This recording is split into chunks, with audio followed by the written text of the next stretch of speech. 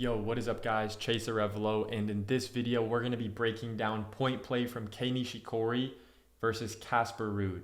Let's get straight into it.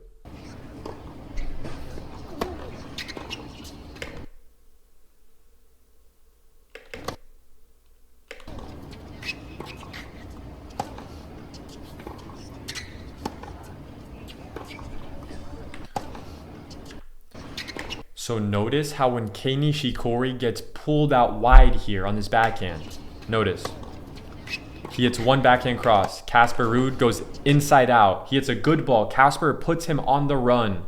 Nishikori stays disciplined and he goes back cross court, which if he didn't do that, if he bailed out, maybe going middle or down the line, Casper Ruud would have gone forehand cross, boom, and hit a winner. But because he stayed disciplined and went back cross court, playing with more angle, then he got an opportunity here. He got a short ball, which then allowed him to step up, take time away, and rip line for a winner. Very good.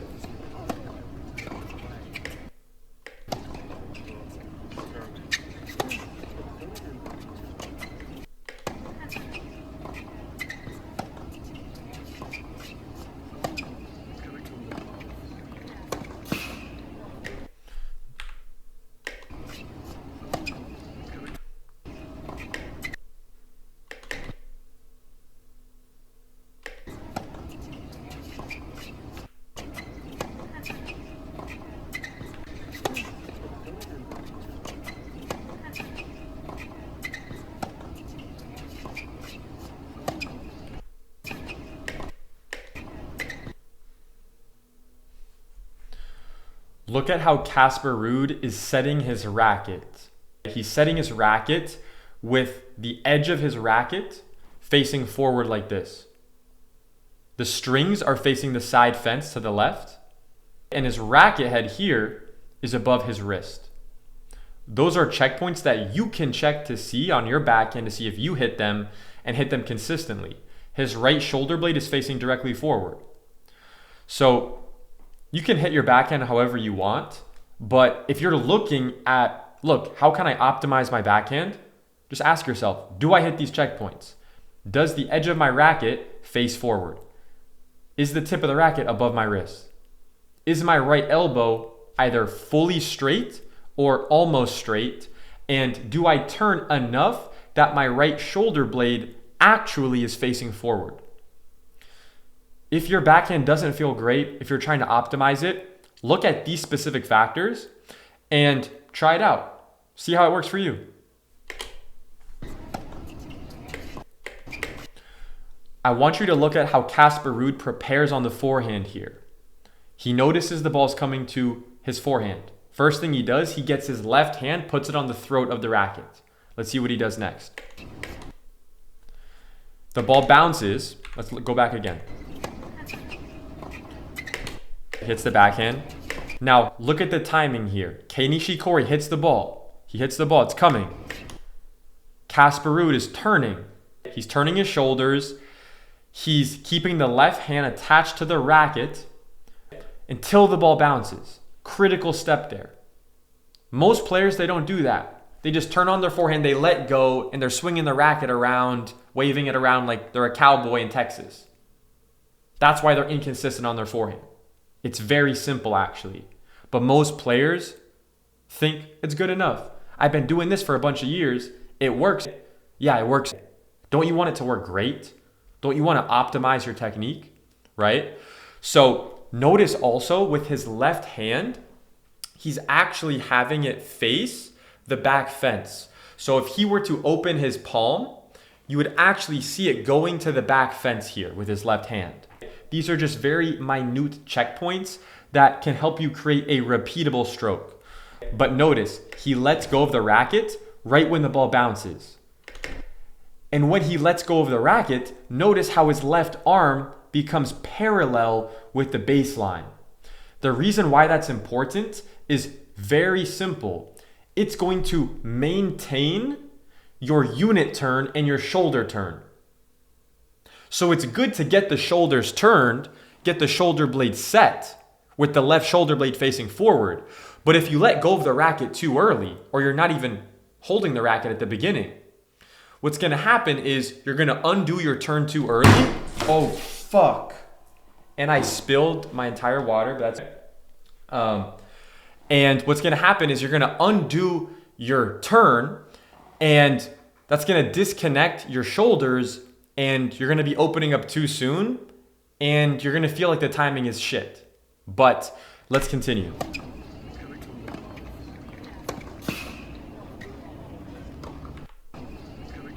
So let's take a look at this decision let's take a look at Casper Ruud's decision to go down the line on this forehand on the run.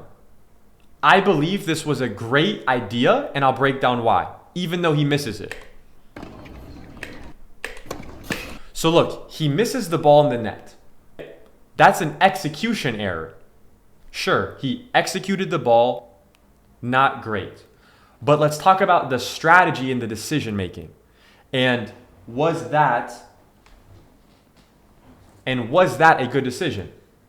So I argue that was a great decision, because let's look at the alternative. When you're analyzing something, you have to look at what are the options, right? So let's see if he went cross court, what would happen? Let's see what would happen if he went cross court. Let's see what would happen if he goes cross court here. He's going to be way outside the court. Nishikori's already here. So if he goes cross court, even if he makes it, even if he hits a great ball, all K has to do is place it to the other side, and he's already at a disadvantage.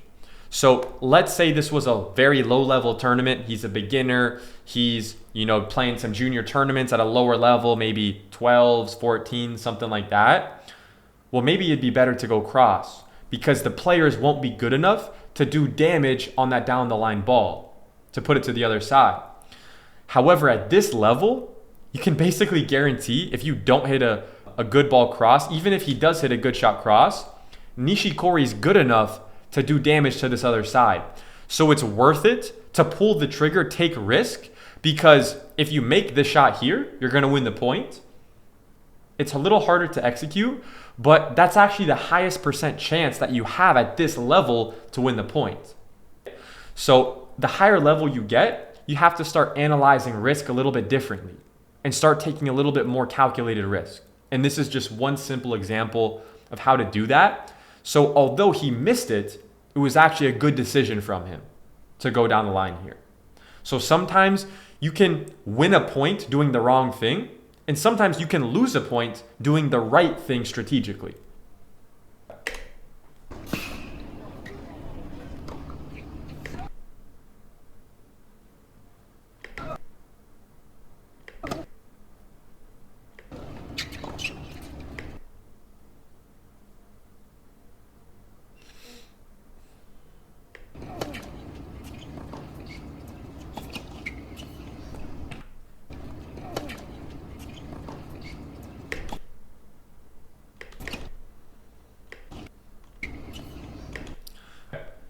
This was also a good decision to go line. It's more of an execution error there. Let's see what he could have done better. So here he gets a really short ball. These balls are actually pretty tough because it was really, really short and it's staying low. So Casper here, his issue was he angled the ball too much. He got on the outside of the ball too much. But his decision to go down the line there is a good decision because he can either go down the line or cross. And there's no chance he's going to hit a winner cross court because Nishikori's way over there in that corner. Nishikori's basically assuming he's going to hit cross. So it makes sense why he went down the line, because in general, you want to go down the line on approach shots unless it's abundantly clear that you can go cross court. So he went to the right target, but he just simply didn't execute it there. So oftentimes when you're going to get a really low ball like that and you're not going to get a benefit from hitting a forehand in terms of like angle inside because of where he's positioned, it might have actually been a good option to just hit a backhand and go backhand down the line, because he did a lot of footwork going around it inside out, but maybe it was a better option to just hit a backhand there and go down the line. But these are very kind of nuanced points. But his decision to go line was good. It's just more about should you have hit a forehand or a backhand.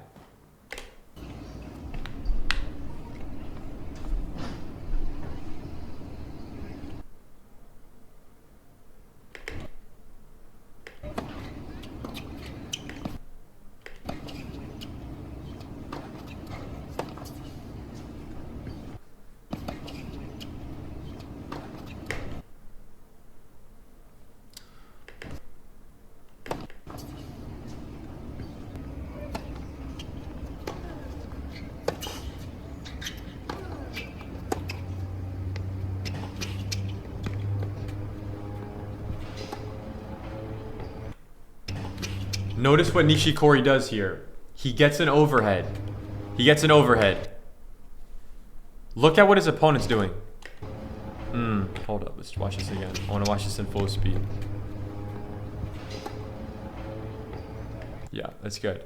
So what you can take away here is you want to, when you get an easy ball like that, especially at a higher level, you want to wait until your opponent guesses and picks a side, and then just place the ball to the other side. At the highest level, if you're playing against someone who can move really fast and maybe they got to a few of those balls where, you know, you felt like you could put it away, but they still got there, that's what you can implement is wait, or wait in the overhead position and then pull the trigger. So the name of the game there is how can I delay my pulling the trigger until my opponent picks a side. And if they're just flat-footed, not picking a side, then you can just commit to one and go for it. Just go to the open court, like Nishikori did there, because his opponent wasn't really moving or committing to a side.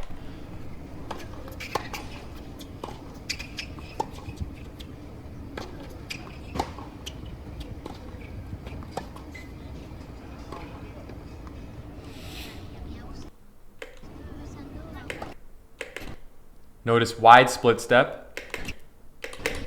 He does a little step to pop into the open stance where he loads on his left leg.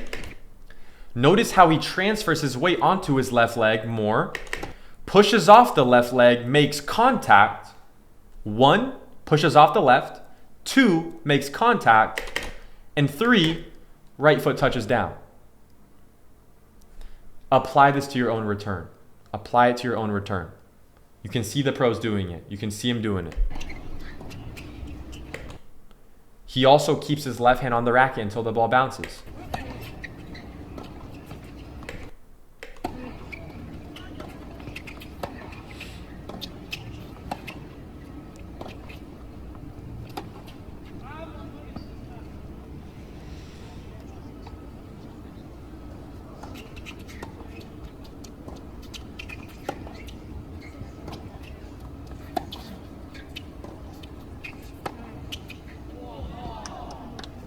That was a good ball.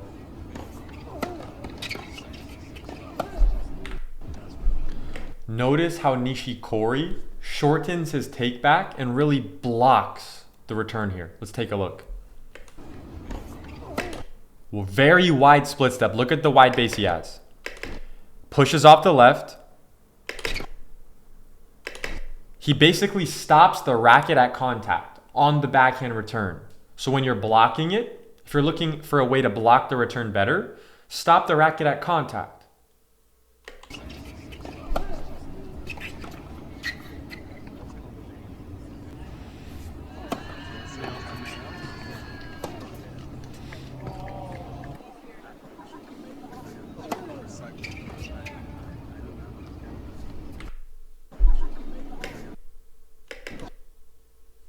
Look at how open Casper Ruud's chest angle is here, going up on the kick serve.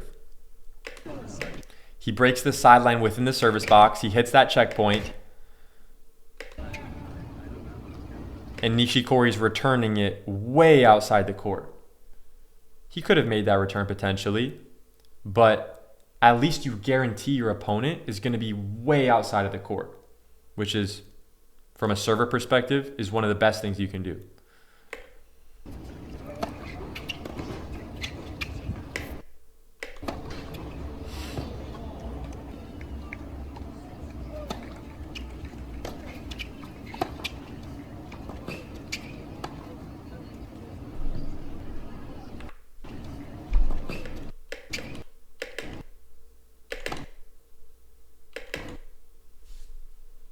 Wow, this is a great one. So I'm going to break down for you a specific volley correction that I apply with a lot of my students, which is on the volley, bringing in your left arm as your right arm goes through. So bring your left arm in, boom, as the right arm goes through. And I want to show you how Nishikori is actually applying this in his points, in an actual point situation. So this helps you stay more connected, and it helps you get a little bit more pop on the forehand volley. So let's take a look at him doing it. So he hits a good approach shot. He's coming in. He gets a shorter ball, rather a floating ball, not a shorter ball, a floating ball. And he has to create pace here. So he gets a little bit more sideways, and he actually turns a little bit more sideways, and then boom, boom, boom, boom. Look, you see how his left arm is actually crossing over the right. You can apply that for your own forehand volley. You can apply that for your own forehand volley as well.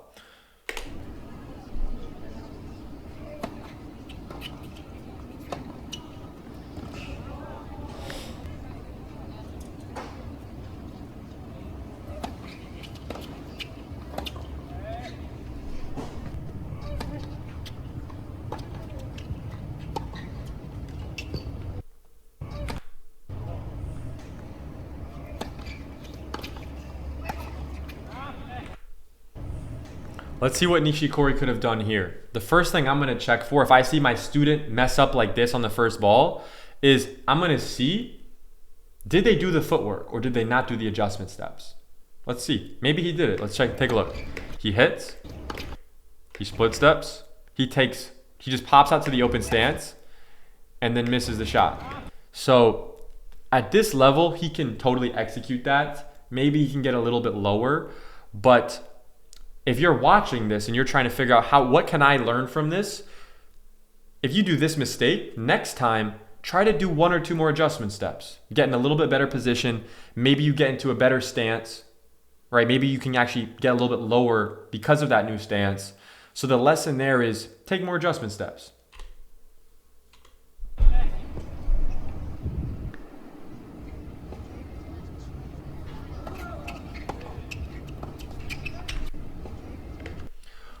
Here's a tip that you can apply on your kick serve return.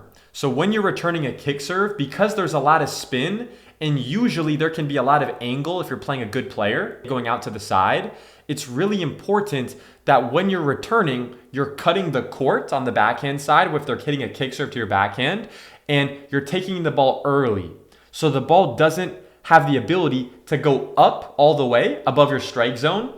So you'll see a lot of times the best players take the ball early and will cut diagonally to meet the ball before it rises up above their strike zone. Let's take a look at Nishikori.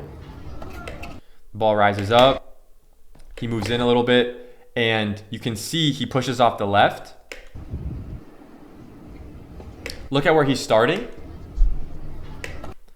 He split steps at the baseline, and then he takes a little adjustment step, getting a little bit closer, loads on the left, pushes off, lands on the right afterwards. Very important. A lot of coaches talk about maybe landing on the right, pushing off the left, but they don't talk about the timing aspect of you should push off the left, make contact almost immediately after that, and then the right foot touches down. That's what you're missing right now, the timing aspect. And try to time it where you push off the left and make contact and try to make that time very little between. That's how you're going to transfer the weight and the power from your left leg into the stroke the best way possible.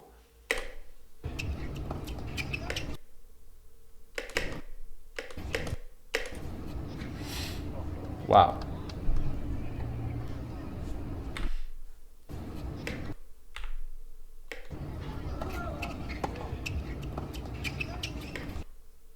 Here's one tip that you can learn from Kei Nishikori on the drop shot. So most people, they learn the drop shot, and all they do is they simply try to get on the back of the ball, get the ball to land short, and bounce a few times in the service box, which is good. That's really good to learn how to hit a drop shot. Once you get to the next level and you can do that well, You want to learn how to get on the inside of the ball when you hit a drop shot so that the ball can actually land and then travel away from your opponent. This is a tip that when I was actually in high school, I watched a tennis coach called Jeff Salzenstein, and I learned this tip from him actually. And very valuable tip. Just watch this free content and learned a ton. So it's something that you can also see Nishikori applying right here. And he did it. So even if that guy runs for the ball and gets close, he now has to cover a lot more distance. So that's why that's really impactful, because it's going to bounce and travel away from the opponent on the drop shot.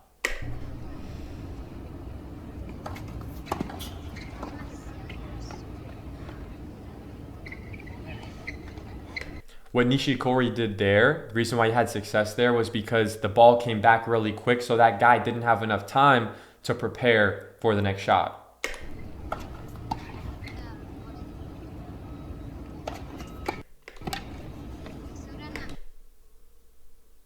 Let's see where Casper Ruud is going to go. So he should go inside out this way if he thinks he can hit a winner. If not, he should go this way, down the line. Let's see what he does. Oh, wow. I like that. That was good. This is what happens to your body when you... Guys, that's it for this video. I'll see you guys in the next one. Hope you have an amazing day. Take care.